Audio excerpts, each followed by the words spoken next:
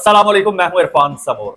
दोस्तों, मियां नवाज शरीफ साहब ने कश्मीर में एक और जलसा खड़का दिया है, लेकिन इस बार मियां नवाज शरीफ साहब का तकरीर वाला पर्चा शायद तब्दील कर दिया गया है या पर्चा छीन लिया गया है। उसकी वजह आपको बताऊंगा। साथ में आपको यह भी बताऊंगा कि मियां नवाज शरीफ साहब ने 180 डिग्री पर टर्न मारा है और टर्न मारते ही बिलावल भुट्टो जरदारी को बाउंसर मार दिया है। इसकी पूरी आपको डिटेल बताऊंगा, एक एक चीज बताऊंगा और साथ में आपको यह भी बताऊंगा कि आपके मियां साहब को एक बार फिर चूना लग गया है जी। सारी चीजें आपके साथ शेयर करूंगा, लेकिन उससे पहले नए आने वाले दोस्तों से गुजारिश है कि यह चैनल आपका अपना है। अगर अभी तक इसको सब्सक्राइब नहीं किया तो सब्सक्राइब जरूर कर लीजिए और बेल आइकन पर क्लिक कर दीजिए ताकि हर नई आने वाली वीडियो टाइमली आपको मौसूल हो जाए। दोस्तों, मियां नवाज शरीफ साहब चंद रोज पहले आजाद कश्मीर गए थे, मुजफ्फराबाद। वहां पर उन्होंने खिताब किया था और खिताब के दौरान एक मासूमाना ख्वाहिश का इजहार किया था। उन्होंने कहा कि जी, मैं अगर नून लीग आजाद कश्मीर का इलेक्शन जीत गई तो मेरी ये ख्वाहिश है, मैं चाहता हूं कि शहबाज शरीफ साहब से कहूं कि मुझे कश्मीर का वजीर आजम बना दे। इस पर उनकी अच्छी खासी ट्रोलिंग हुई थी और तनकीद भी हुई थी कि एक रायवट का शहरी कह रहा है कि मुझे कश्मीर का वजीर आजम बना दो, बगैर किसी आईनी तरमीम के, बगैर इलेक्शन के, बगैर वोटों के ये वजीर आजम बनना चाहता है। और ये तनकीद उनके अपने हकीकी रफका, अपने हकीकी इत्तेहादियों यानी कि पीपल्स पार्टी वालों की जानिब से थी। और पीपल्स पार्टी ने भी फिर एक जलसा किया था, बिलावल भुट्टो जरदारी ने। यहाँ जलसा दर जलसा हो रहा है, एक जलसे के जवाब में दूसरा जलसा। इनके बाद बिलावल ने जलसा किया था, बिलावल ने इन लोगों पर तनकीद की थी। फिर आज मियां साहब ने दोबारा जब जलसा किया तो मियां साहब ने बिलावल भुट्टो जरदारी साहब पर तनकीद की। उन्होंने कहा कि बिलावल बरखुरदार, ये कश्मीर है, कश्मोर नहीं, कहीं इसे कश्मोर ना समझ लेना। और फिर ये मीरपुर है, मीरपुर खास ना समझना इसको। यानी बिलावल भुट्टो जरदारी को टॉन्ट किया कि आप लोगों का मीरपुर और जो कश्मोर है वो पसमानदा है और इसको कश्मोर ना समझ लेना, ये कश्मीर है और मीरपुर है कश्मीर का, आजाद कश्मीर का। तो बिलावल पर तनकीद की, साथ में ये भी कहा कि भाई हल्की फुल्की नोक झोंक होनी चाहिए अवाम को बेवकूफ बनाने के लिए, सच्ची की लड़ाई नहीं होनी चाहिए, असल में नहीं झगड़ना चाहिए। ये भी साथ में मियां साहब ने कह दिया कि असल में नहीं झगड़ना चाहिए, थोड़ी बहुत नोक झोंक होनी चाहिए। अच्छा, इसके अलावा मियां नवाज शरीफ साहब जो भी बात करते थे, हर एक बात में अब ये गुज़श्ता 2 जलसों से मियां साहब की टोन चेंज हो गई है। इससे पहले 2023 से लेकर 2026 तक उनका आखिरी जलसा जो गिलगित बल्तिस्तान में हुआ, जलसा तो खैर नहीं हुआ, वहां पर एक उन्होंने एक कॉर्नर मीटिंग की या फिर कन्वेंशन किया जिससे खिताब किया। तब तक मियां साहब एक ही बात कह रहे थे कि मुझे क्यों निकाला। वो बात उनके दिल में जाके बैठ गई थी कि मुझे क्यों निकाला। अच्छा, जब जब मियां साहब कहते हैं मुझे क्यों निकाला, मियां साहब पर भारी वक्त आता है, मुश्किल आती है, लेकिन फिर भी ये ऐसा एक गम मियां साहब के दिल में बैठा है जो निकलने का नाम नहीं ले रहा। मियां साहब बार बार जहां उनको बोलने का मौका मिलता है, हालांकि उनको मौका बहुत कम दिया जाता है, लेकिन उसके बावजूद मियां साहब कहते हैं कि मुझे क्यों निकाला। गिलगित बल्तिस्तान वालों को कह रहे हैं कि भाई मुझे जो निकाला गया है आप भी बराबर के कसूरवार हो, गिलगित बल्तिस्तान के लोगों को कह रहे हैं। उसके बाद जनाब मियां साहब को रातों रात अचानक पता नहीं क्या हुआ कि मियां साहब को पाकिस्तान से निकल जाना पड़ा। मियां साहब लंदन चले गए और कुछ समय उन्होंने वहां बिताया। फिर आजाद कश्मीर के हालात खराब हुए, मियां साहब के अपने भाई के साथ हालात खराब हुए। भाई से कहा गया कि कश्मीर के लोगों को एंगेज करो, भाई ने साफ जवाब दे दिया। वहां से तलखियां बढ़ी, मियां साहब ने कश्मीर का रुख किया और कर करा के जनाब जो अवामी एक्शन कमेटी थी उसकी पाबंदी तो हट गई, क्योंकि ऊपर से इलेक्शन आ रहे थे और इलेक्शन को साफ शफाफ करने का, फिल्ट्रेशन का पूरा इंतजाम हो चुका है दोस्तों। और पूरा मैं कहता हूं ऐसा वीआईपी इंतजाम हुआ है ना कि परिंदा पर नहीं मारेगा, जहां पर वोट डालना होगा वहीं पर डाला जाएगा। आप समझ रहे होंगे कि मैं किस कॉन्टेक्स्ट में बात कर रहा हूं।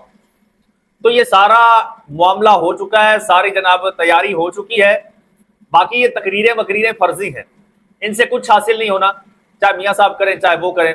अच्छा, सूरत हाल ये है कि मियां साहब को जाना पड़ा, फिर मियां साहब वापस आए, फिर मियां साहब ने ख्वाहिश का इजहार किया कि भाई मुझे कश्मीरियों का अपना बन के दिखाना है। کشمیریوں کو کہہ رہے ہیں کہ جی حقیقی بیٹا کشمیر کا. یہ لوگ اتنے سمارٹ ہیں, یہ سندھ میں جائیں گے تو اجرک پہن لیں گے, بلوچستان میں جائیں گے تو بلوچی پگڑی پہن لیں گے, اور یہ لوگ پنجاب میں ہوں گے تو بولیں گے ہم بائی بلڈ پنجابی ہیں جی, بلو بلڈ پنجابی ہیں, ہم تو گوال منڈی کے ہیں, اور گھر انہوں نے دھاتی عمرہ کے نام پہ بنایا ہوا ہے. تو ان کی جڑیں کہاں ملتی ہیں؟ اور کشمیر جاتے ہیں تو یہ فٹ سے حقیقی بیٹے بن جاتے ہیں کشمیر کے. جیسے مریم صاحبہ بھی کہہ رہی ہیں کہ کشمیر کی اصل وارث آ گئی ہے. اور بھائی 4 دن پہلے یہ کشمیری ڈنڈے کھا رہے تھے, ذلیل ہو رہے تھے سڑکوں پر, وہاں پر موبائل سروس انٹرنیٹ سروس بند تھی, تب کشمیر کی بیٹی کے منہ پر تالے لگ گئے تھے, زبان تک نہ کھلی کشمیر کی بیٹی کی. یہی کشمیر کا بیٹا نواز شریف صاحب, یہ کہاں سوئے ہوئے تھے؟ پورا کشمیر سڑکوں پر نکلا ہوا تھا, یہ کہاں پر سوئے ہوئے تھے؟ اچھا سین یہ ہے دوستو کہ اب میاں صاحب کا یہ دوسرا مسلسل جلسہ ہے. اس میں میاں صاحب وہ اسکرپٹ نہیں دہرا رہے کہ مجھے کیوں نکالا. پہلے جلسے میں انہوں نے کوئی سیاسی بات نہیں کی, پھر دوبارہ مظفر آباد والے جلسے میں بھی نہیں کی, پھر میرپور میں جلسہ ہوا ہے تو میاں صاحب نے کسی قسم کی کوئی سیاسی بات نہیں کی. میاں صاحب کی جو بیٹی ہے وہ میاں صاحب کے سر پہ ایسے کھڑی ہوتی ہیں جیسے آپ کے گناہ و ثواب لکھنے والا فرشتہ کھڑا ہو. گزشتہ جلسے میں تو باقاعدہ رجسٹر لے کر کھڑی تھی, اس جلسے میں بھی اپنے والد صاحب کے سر پر کھڑی تھی. اور مجال ہے جو والد صاحب تھوڑا سا بھی ادھر ادھر سلپ ہو جائیں, ورنہ میاں صاحب سلپ ہو جاتے ہیں. ہر جلسے میں میاں صاحب اپنے دکھڑے سناتے ہیں, لیکن اس جلسے میں لگتا ہے کہ ان سے وہ جو اسکرپٹ تھا وہ چھین لیا گیا تھا. ان کا تقریر والا پرچہ میرے خیال میں اب وہ تبدیل ہو چکا ہے, یا پھر تقریر کا جو رائٹر ہے وہ تبدیل ہو چکا ہے, کیونکہ آج کل مسلسل 2 جلسوں میں میاں صاحب کے تقریر میں مجھے کیوں نکالا کا جملہ نہیں ہے.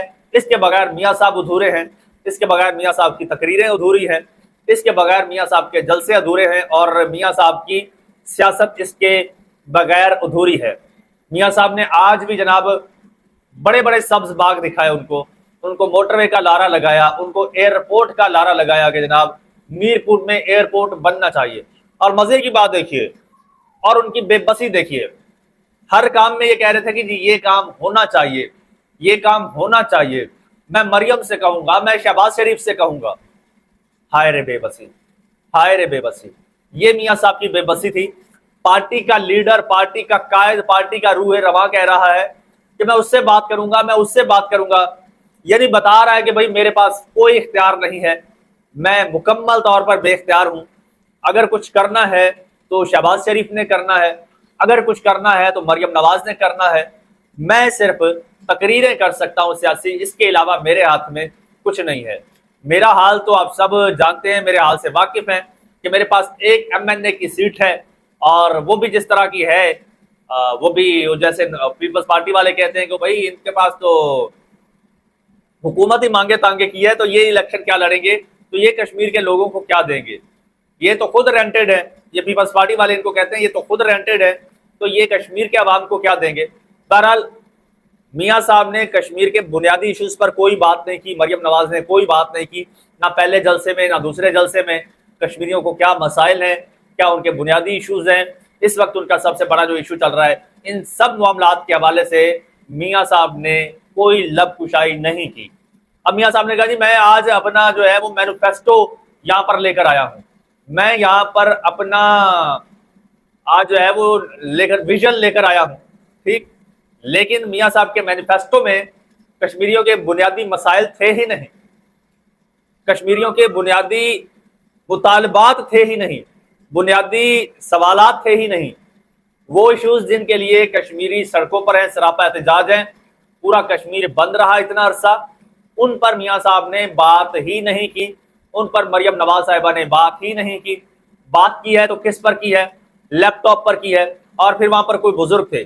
اب میاں صاحب کی عادت ہے کس طرح سے عوام کو بے وقوف بناتے ہیں, سمجھتے ہیں سامنے کھڑے جو ہے نا وہ یا تو چھوٹے بچے ہیں یا بھیڑ بکریاں ہیں. انہیں نہیں پتا کہ ان سے زیادہ پڑھے لکھے, ان سے زیادہ لٹریٹ اور ایجوکیٹڈ لوگ وہاں پر موجود ہیں, بڑے بڑے انٹلیکچوئلز وہاں پر کھڑے ہوتے ہیں. لیکن ان کی بدقسمتی بھی وہ ہے, یہ ہے کہ وہ ان کے فالوورز ہوتے ہیں. ایک تو میاں صاحب کو چوننا یہ لگایا جا رہا ہے کہ پتہ نہیں کس کو لگایا جا رہا ہے کہ بھئی پنجاب سے لوگوں کو لے جایا جاتا ہے اور کشمیر میں جا کے جلسہ کروا دیا جاتا ہے. کبھی قصور سے لوگوں کو گھسیٹا جاتا ہے, کبھی مری سے گھسیٹا جاتا ہے, کبھی راولپنڈی سے, اور یہی نون لیگ کی جو پنجاب کی قیادت ہے یہ وہاں پر فل ٹائم کشمیر میں موجود ہے اور کشمیر میں لوگوں کو یہاں سے اکٹھا کر رہے ہیں، وہاں پر کیمپین چل رہی ہے۔ لیکن ایک بات وہ کہتا ہے نا کہ نبشتہ دیوار ہے، وہ یہ ہے کہ بھائی ان تلوں میں تیل نہیں ہے، جتنی تقریریں کر لیں، جتنی تقریریں جھاڑ لیں، جتنے مرضی وعدے کر لیں، ایئرپورٹ کے باغ دکھا لیں، ان کو موٹر وے کے سبز باغ دکھا لیں، اور بھائی آج بھی آپ کا بھائی وزیر اعظم ہے پاکستان میں، تو آزاد کشمیر والوں کے لیے کیا کر رہا ہے سوائے پابندیاں لگانے کے؟ کچھ بھی نہیں کر رہے۔ آپ لوگوں کی بار بار حکومت آتی ہے، پھر آپ گلے شکوے کرتے ہیں کہ نواز شریف گیا تو پھر جہاں پر ترقی تھی وہیں پر ترقی رک گئی۔ آپ کے بھائی کی حکومت ہے، آپ کے بعد آپ کی ہی پارٹی کے وزیر اعظم نے حکومت کنٹینیو کی تھی، آپ کے جانے کے بعد کوئی نون لیگ کی حکومت گھر نہیں چلی گئی تھی۔ آج آپ پتہ نہیں کس کو بے وقوف بنا رہے ہیں۔ تو یہ ایک وقت تھا کہ آپ اس طرح کی جذباتی تقریریں کرتے تھے، کیونکہ یہ ایک فیکٹ ہے کہ یہ سیاسی جو وعدے ہوتے ہیں یہ کبھی وفا نہیں ہوتے، سیاسی لڑائیاں نہیں ہوتی۔ آج یہ لوگ تاثر دے رہے ہیں کہ پیپلز پارٹی اور نون لیگ کی کوئی لڑائی ہے، یہ لڑائی نہیں ہے، یہ نورا کشتی ہے، اور یہ ایسی نورا کشتی ہے کہ جس کے بارے میں اطہر کاظمی صاحب نے کہا کہ اگر نورا ان کی یہ والی کشتی دیکھ لے تو نورا ان پر حتیٰ کہ عزت کا دعویٰ کر دے کہ بھائی آپ لوگوں نے تو میری کشتی کو بدنام کر دیا ہے، اتنی لو لیول کی کشتی تو میں نے کبھی نہیں کھیلی جو میرے نام پہ تم لوگ یہ کشتی کر رہے ہو۔ تو یہ ان کی نورا کشتی ہے، باقی ان کی آپس میں کوئی لڑائی نہیں ہے، ان کے مفادات سانجھے ہیں، ان کی حکومت سانجھی ہے، اور ان کا سب کچھ سانجھا ہے۔ صرف آپ کو دکھانے کے لیے چند دن کے لیے الیکشن تک یہ ایک دوسرے کے خلاف بڑکے ماریں گے، ایک دوسرے کے خلاف تقریریں کریں گے، جو ہی الیکشن گزرے گا اگلے دن یہ لوگ شیر و شکر ہو جائیں گے، جس طرح سے جی بی الیکشن کے فوراً بعد یہ لوگ ہو گئے تھے۔ الیکشن میں ان کی تقریریں اٹھا کے دیکھ لو، اور پھر الیکشن کے فوراً بعد ان کی جناب صورتحال دیکھ لو۔